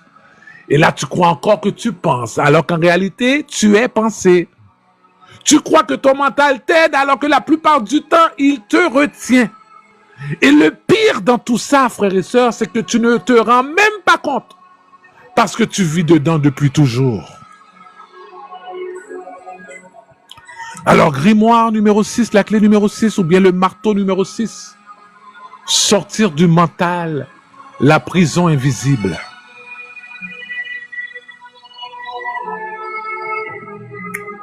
Le mental ne s'arrête jamais. N'oubliez jamais ça. Même maintenant, pendant que tu écoutes, pendant que tu es en train de savourer ce repas, ton mental, il commente. Il dit, hey, ça me dit là. Il compare, il analyse, il accepte, il rejette. Il ne se tait jamais. Et toi, tu crois que c'est normal. Il est écrit dans Psaume 46, verset 10, « Tenez-vous tranquille et sachez que je suis Dieu. » Et là, c'est là que je veux venir avec vous, frères et sœurs. Ne lis pas ça comme une invitation au calme superficiel. Non, non, non, non, non, non, non, non, non. Tenez-vous tranquille, ce n'est pas arrêter de bouger ton corps, non. C'est arrêter le mouvement intérieur. Le flux constant, le commentaire, la narration. Sachez, ce n'est pas penser, c'est voir directement. Sans filtre et sans interprétation. Donc, si on traduit ça correctement, c'est que tant que ton mental parle, tu ne vois pas la réalité. Maintenant, regarde et observe. Tu vis dans ta tête, pas dans le réel. Et bien sûr, scientifiquement, ton cerveau active en permanence ce qu'on appelle le Default Mode Network. Un réseau qui tourne en boucle. On parle de rumination, projection, analyse, narration. Encore, encore et encore. Et tu revis des scènes passées. Tu rejoues une conversation. Tu modifies ce que tu aurais dû dire. Tu continues une histoire qui est déjà terminée. Tu anticipes des problèmes. Tu imagines des scénarios. Tu te prépares à des situations qui n'existent même pas. Et pendant ce temps, qu'est-ce qui se passe? Kotoye, tu n'es pas là, non? Tu n'es pas là. Ton corps est ici, mais ton attention, lui, est ailleurs. Donc, tu ne vis pas vraiment. Tu penses ta vie. Et maintenant, les trois cerveaux, eux autres, te maintiennent enfermé. Oui, le reptilien, lui, il cherche la sécurité. Donc, qu'est-ce qu'il fait? Il scanne. Il analyse le passé pour éviter les erreurs. Il anticipe le futur pour éviter les dangers. Déjà là, problématique. Résultat, tu revis, tu anticipes et tu n'aurais jamais présent. Le limbique, il charge émotionnellement, il prend une pensée, il la rend lourde. Une simple idée, oui, devient une inquiétude. Une mémoire devient une douleur. Une projection devient une peur réelle dans ton corps. Hey! Et là, maintenant, tu ressens ce qui n'est même pas en train d'arriver. Chargé problème. Le néocortex, lui, il va créer des histoires avec tout ça. Il va l'expliquer, il va le justifier, il va construire des scénarios, et il va même te donner l'illusion de contrôle, hein, alors que tu es en train de tourner en boucle. Donc, tu ne penses pas librement, tu es enfermé dans un circuit. Et maintenant, essaye de comprendre ça plus profondément. La Kabbale, lui, te dit le mental non maîtrisé voile la lumière.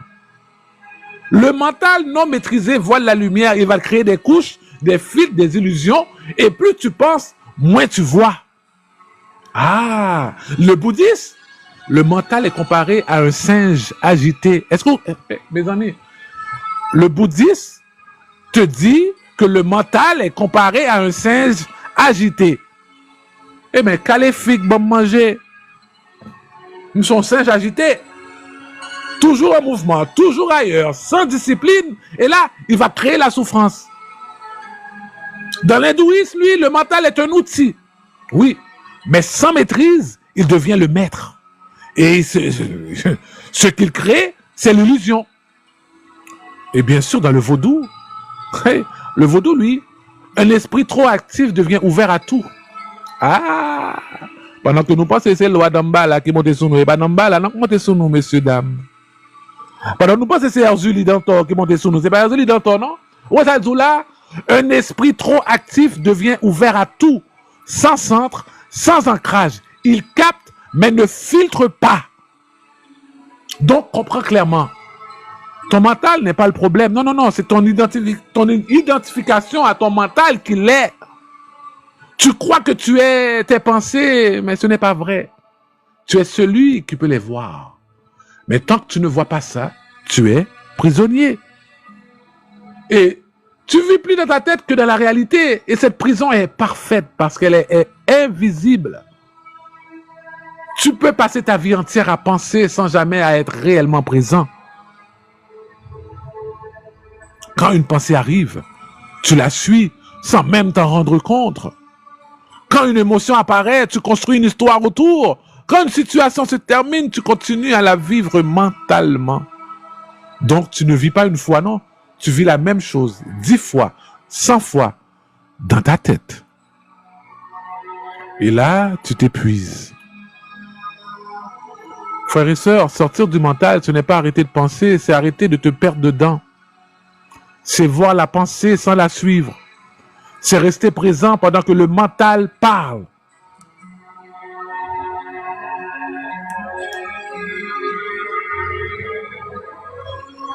C'est laisser passer sans entrer. Et là, quelque chose change. Il y a de l'espace, du silence, de la clarté. Et dans cet espace, tu vois. Pas à travers des mots, pas à travers des histoires, directement. Maintenant, fais quelque chose de simple. Prenez note, oui. Restez là une seconde. Observe la prochaine pensée qui arrive. Oui, la prochaine pensée qui arrive là, maintenant. Ne la suis pas, ne la combats pas. Regarde-la et vois qu'elle passe. Puis dis lentement, si je peux voir mes pensées, alors qui suis-je vraiment? Posez-vous la question. Dites-vous, lorsque Une pensée arrive. Là, maintenant, dites-vous ça. Si je peux voir mes pensées, alors qui je suis vraiment? Et là, le mental n'a plus de réponse là. Parce que la réponse n'est pas une pensée. C'est une expérience. Et si tu restes assez longtemps sans fuir dans le bruit, tu sors enfin. Et oui. Et laissez-moi vous offrir la dernière clé. Le dernier marteau. Être vrai. Ici, on parle de la mort de ton personnage. Oui, c'est ici que tout le monde abandonne. Oui, pourquoi? Parce que ça demande de perdre de l'approbation. Oui, oui. Tu dis oui pour éviter un conflit. Tu caches qui tu es pour être accepté. On parle de dissonance cognitive, fatigue mentale, mystiquement, désalignement intérieur. Vérité, tu n'es pas toi.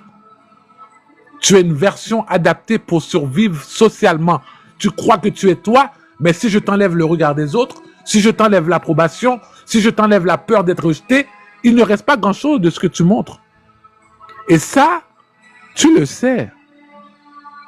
C'est pour ça que presque personne ne va jusqu'ici. Parce qu'ici, tu ne peux plus tricher. Alors, laissez-moi vous donner la clé numéro 7. Être vrai, c'est la mort de ton personnage. C'est ici que tout le monde ralentit. C'est ici que beaucoup comprennent mais reculent. Pas parce que c'est compliqué, parce que c'est dangereux. Pas physiquement, socialement. Jean 8, 32. Vous connaîtrez la vérité et la vérité vous rendra libre. Mais personne t'a dit la première partie. La vérité commence par détruire ce qui est faux. Connaître la vérité, ce n'est pas apprendre une idée, c'est de voir ce que tu es en train de jouer. Être libre, ce n'est pas être accepté, non, ce n'est plus de dépendre du regard extérieur. Donc, tu ne peux pas être libre tant que tu continues à jouer un rôle pour être accepté. Maintenant, regarde. Pas ce que tu dis être, non, non, ce que tu fais. Tu dis oui alors que tu veux dire non.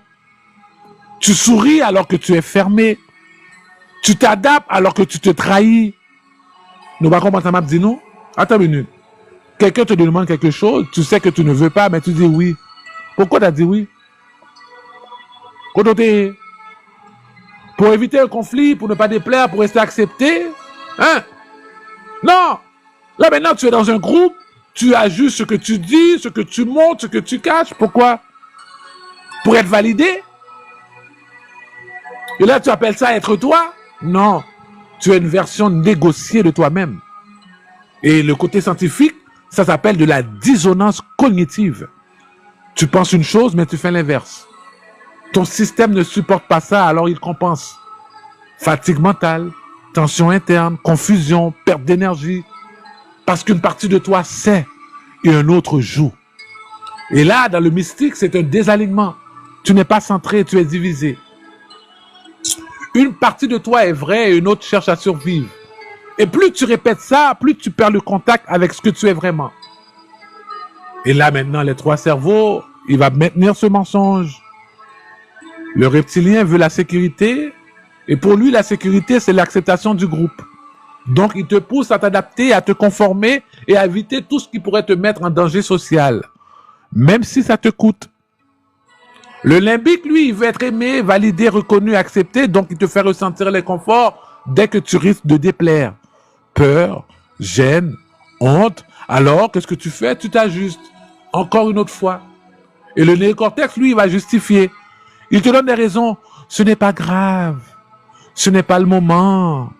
Je verrai plus tard. Donc, tu continues. Tu sais, mais tu n'agis pas. Et là, pour comprendre ça profondément, dans la Kabbale, vivre dans le faux coupe de la lumière. Hein? Parce que la lumière ne circule pas dans ce qui est fragmenté. Dans le bouddhisme, l'illusion de soi est la racine de la souffrance. Ce que tu crois être n'est qu'une reconstruction. Dans l'hindouisme, le faux soi est un masque, une identité fabriquée. Et tant que tu t'y attaches, tu ne vois pas ce qui est réel. Dans le vaudou, un être qui n'est pas aligné avec lui-même devient instable, influencé, ouvert, sans centre. Frères et sœurs, tu ne souffres pas seulement à cause du monde. Tu souffres parce que tu n'es pas encore en accord avec toi-même. Tu n'es pas toi. Tu es une version adaptée pour survivre socialement. Et tant que tu restes comme ça, tu ne peux pas être libre. Parce que chaque fois que tu fais n'est pas basé sur ce que tu es, mais sur ce que tu veux préserver, ton image, ton acceptation, ton confort social, il y a des conséquences. Si tu continues à jouer un rôle, tu te fatigues mentalement, émotionnellement, parce que maintenir un personnage demande de l'énergie. Tu perds ta clarté, tu ne sais plus ce que tu veux vraiment parce que tu es toujours en train de t'ajuster. Tu perds ton respect pour toi-même parce que tu sais que tu te trahis. Tu deviens dépendant du regard extérieur, ton état dépend des autres. Et surtout, tu ne construis rien de solide parce que tout est basé sur du faux. Frères et sœurs, si tu deviens vrai, quelque chose de radical se passe. Tu perds, oui, tu perds certaines relations. Tu perds certaines validations. Tu perds certaines illusions, mais tu gagnes autre chose. Tu vas gagner la clarté, la stabilité, le respect intérieur, la force réelle et la souveraineté. Parce que tu arrêtes de te diviser. Et être vrai, ce n'est pas dire tout ce que tu penses. Non, ce n'est plus te trahir. Non, c'est aligner ce que tu vois avec ce que tu fais. Même si ça dérange, même si ça coûte. Frères et sœurs, repense à la dernière fois où tu as dit oui alors que tu voulais dire non. Tu l'as senti. Maintenant, regarde. Ce moment-là, c'est toi qui disparaissais. Et pendant que tu voyais toi disparaître, au lieu de dire non et que tu as dit oui, pose-toi, dis-toi ça. Si je dois me trahir pour être accepté, alors qui suis-je réellement en train de protéger?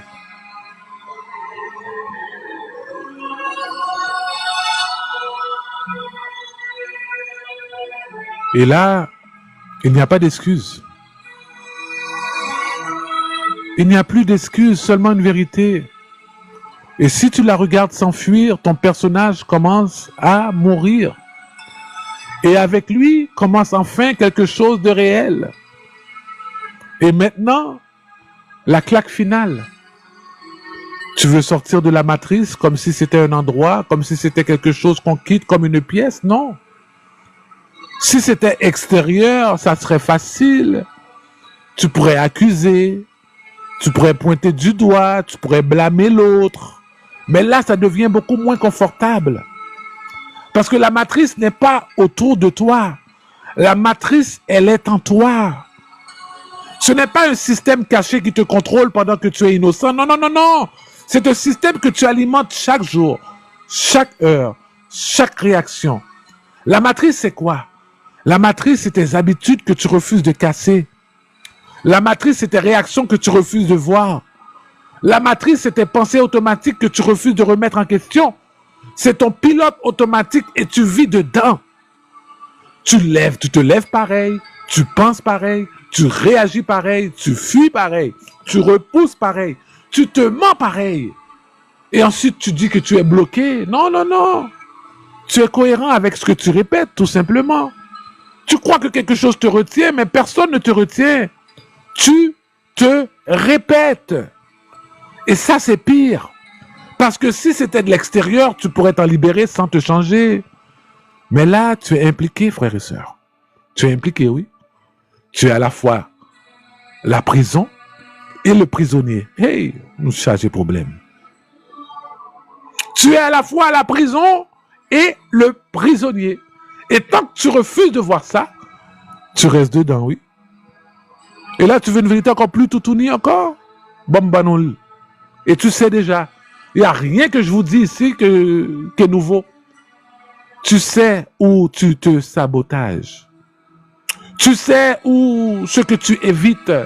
Tu sais ce que tu repousses. Tu sais ce que tu continues alors que ça te détruit. Tu le sais très bien. Oui, oui, tu le sais. Tu le sais. Mais qu'est-ce que tu fais? Tu continues, n'est-ce pas?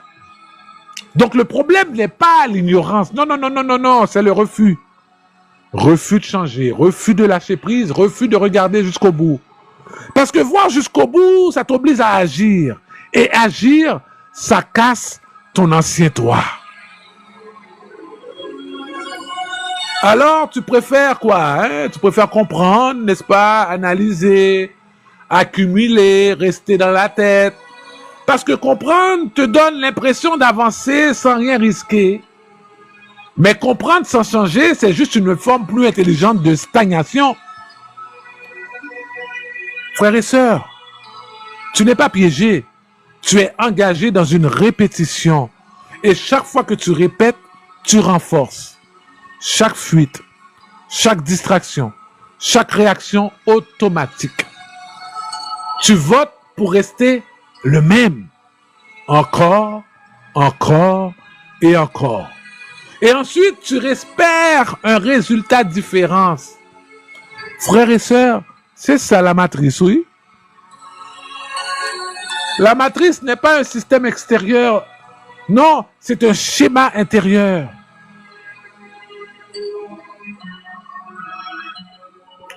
Maintenant, arrêtez de vous voir comme quelqu'un qui consomme. Non, regarde comme quelqu'un qui se voit. Et là, frères et sœurs, tu as deux choix. Le premier choix, c'est tu comprends, tu trouves ça puissant, tu hoches la tête gauche-droite, tu reconnais certaines choses et tu continues ta vie. Exactement pareil. Le deuxième choix, tu vois. Pas avec ton intellect, avec une honnêteté qui ne te laisse plus respirer tranquille. Oui, tu vois tes schémas, tu vois tes fuites, tu vois tes mensonges, tu vois tes répétitions. Et là, tu ne peux plus revenir en arrière. Parce que tu ne peux plus prétendre que tu ne savais pas. Et ça, frères et sœurs, c'est le vrai point de rupture. Pas quand tu comprends, quand tu ne peux plus te mentir. Parce qu'à partir de là, chaque choix devient clair. Et chaque non-action devient consciente. Et ça, frères et sœurs, c'est inconfortable. Parce que tu ne peux plus te cacher derrière l'ignorance. Tu dois assumer. Alors maintenant, restez une seconde, regarde-toi, pas l'image, pas le rôle, pas ce que tu montres à tout le monde. Non, non, non, non. Toi, dans tes habitudes, dans tes réactions, dans tes répétitions, dans tes vices. Et pose-toi la seule question qui compte. Est-ce que je veux vraiment sortir ou est-ce que je veux juste me sentir éveillé tout en restant le même?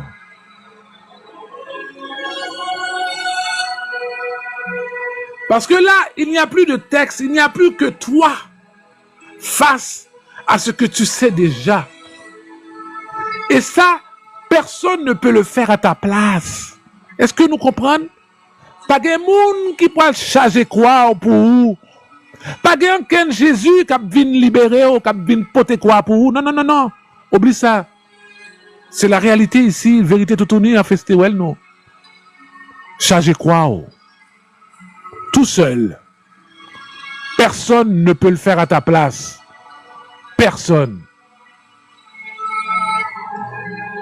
Maintenant, frères et sœurs, si tu es encore là, donc cette fois, tu ne veux pas t'échapper. Regarde-toi. Pas ce que tu dis, pas ce que tu crois, pas ce que tu montres. Non, non. Toi, tel que tu es, quand personne ne regarde. Sans maquillage, sans costume. Tout ce que tu viens d'entendre, ce n'est pas pour te motiver. Hein? C'était juste pour t'enlever tes excuses. Tu sais maintenant que tu ne regardes pas vraiment. Tu sais que ton attention est capturée. Tu sais que ton mental tourne sans arrêt. Tu sais que tu réagis au lieu de diriger. Hein? Tu sais que tu joues un rôle. Tu sais que tu répètes. Tu le sais. Donc la question n'est même plus est-ce que tu comprends cela? Non. La question est devenue plus dangereuse, plus directe, plus impossible à éviter. Es-tu curieux ou prêt? Parce que si tu es curieux, tu vas dire que c'est profond. Tu vas réfléchir. Tu vas en parler peut-être. Tu vas même peut-être même partager. Et ensuite, qu'est-ce qui se passe? Tu vas continuer exactement comme avant? Es-tu curieux ou prêt? Parce que si tu es curieux, tu veux ressentir quelque chose, pas changer quelque chose. Tu veux être stimulé et pas être transformé. Mais si tu es prêt, tu vas perdre. Tu vas perdre ton confort. Tu vas perdre certaines habitudes. Tu vas perdre certaines relations. Tu vas même perdre ton personnage. Et ça, tu le sens. C'est pour ça que tu hésites. Es-tu curieux ou prêt? Vous savez, scientifiquement, tu es en train de te programmer. Chaque répétition te renforce. Chaque fuite t'enferme. Chaque excuse t'ancre. Donc, si tu ne changes rien, tu deviens encore plus ce que tu es déjà. Es-tu curieux ou prêt, frères et sœurs? Psychologiquement, tu es divisé. Une partie voit, l'autre fuit. Et tant que tu ne choisis pas, tu restes fragmenté. Frères et sœurs, es-tu curieux ou prêt? Énergétiquement, tu es dispersé. Ton attention est partout, donc ton pouvoir est nulle part. Frères et sœurs, es-tu curieux ou prêt? Tu n'as pas le choix d'aller dans l'astrophysique. Rien ne naît sans pression. Les étoiles ne demandent pas si elles sont prêtes. Elles se transforment ou elles s'effondrent. Toi, tu veux évoluer sans friction, donc tu stagnes. Es-tu curieux ou prêt? Quantiquement, ce que tu regardes se renforce. Donc, si tu continues à nourrir tes faiblesses, elles deviennent ta réalité. Es-tu curieux ou prêt? Spirituellement, frères et sœurs, tu ne manques même pas de vérité. Le problème, c'est que tu refuses ta vérité. Parce que ta vérité demande d'agir. Es-tu curieux ou prêt? Maintenant, on va arrêter les concepts. Frères et sœurs, regarde ta vie. Où est-ce que tu te mens? Où est-ce que tu fuis? Où est-ce que tu sais déjà, mais tu n'agis pas? C'est là que tout se joue, oui, frères et sœurs. Pas demain, pas plus tard, maintenant. Parce que chaque seconde où tu ne changes pas, tu choisis de rester le même. Et arrête de te raconter que tu attends. Parce qu'en réalité, tu n'attends rien. Tu évites. Es-tu curieux ou prêt, frères et sœurs? Ressens ce moment. Ce léger inconfort, cette tension. C'est la vérité qui pousse et qui passe. Tu peux faire demi-tour, comme d'habitude. Retourner dans le bruit. Retourner dans l'automatique. Retourner dans le connu. Où tu peux franchir quelque chose. Pas en comprenant, non, mais en agissant. Mais faites attention. Parce qu'après ça, tu ne pourras plus dire que tu ne savais pas. Et ça change tout.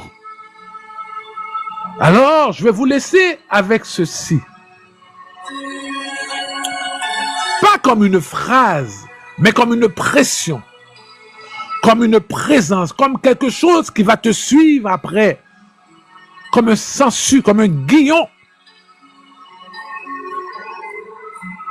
m'a plagué 3 fois.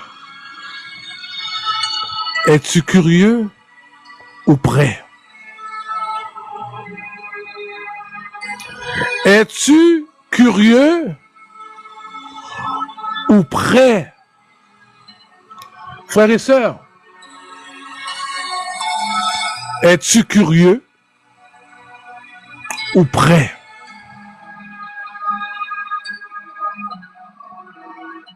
Aïe Bobo.